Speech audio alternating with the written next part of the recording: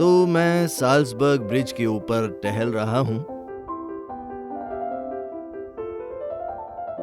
मैं आपकी बहुत बड़ी प्रशंसक हूँ। और ये महिला वहां आई और मुझे एक उपहार दिया। ये है मोज़ार्ट कोकेल। ये मोज़ार्ट से किसी तरह से जुड़ा हुआ है। ओह मेरे ईश्वर, आपका बहुत धन्यवाद। धन्यवाद। आइए देखें ये क्या है। चाहे ये अच्छा हो या बुरा, आप सभी को इसे खाना होगा, ठीक है?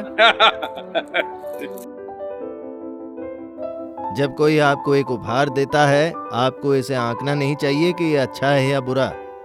आपको इसे बस खा लेना चाहिए। आप जानते हैं, एक समय था जब मैं सभी जगहों पर जाता और वहां अलग अलग घरों में रुका करता था। जब मैं योग सिखाता था तो उस समय मैं तमिलनाडु के घर में रुका हुआ था।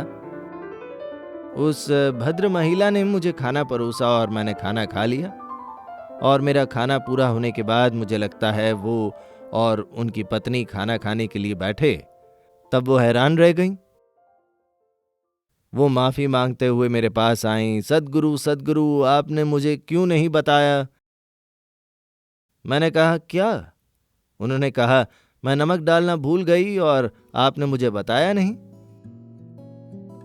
और ओह ओह तो वो आईं और माफी मांगी और कहा, सद्गुरु मैं खाना पकाते समय नमक डालना भूल गई, लेकिन आपने कुछ कहा नहीं और आपने इसे वैसे ही खा लिया।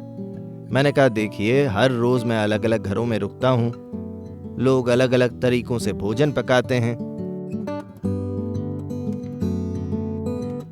तो मैं बता रहा हूँ, लोग मुझे जो भी भोजन परोसते मैं वैसा ही खा लेता। करीब 20 सालों से भी ज्यादा समय तक, जब तक ध्यान लिंग का काम पूरा नहीं हुआ, मैंने सभी चीजों को सीमित कर दिया था। मेरी पसंद और अच्छा स्वाद, मैंने इन्हें सीमित कर लिया था और केवल एक चीज पर ध्यान केंद्रित किया हुआ था।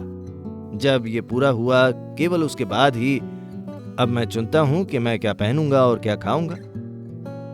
ये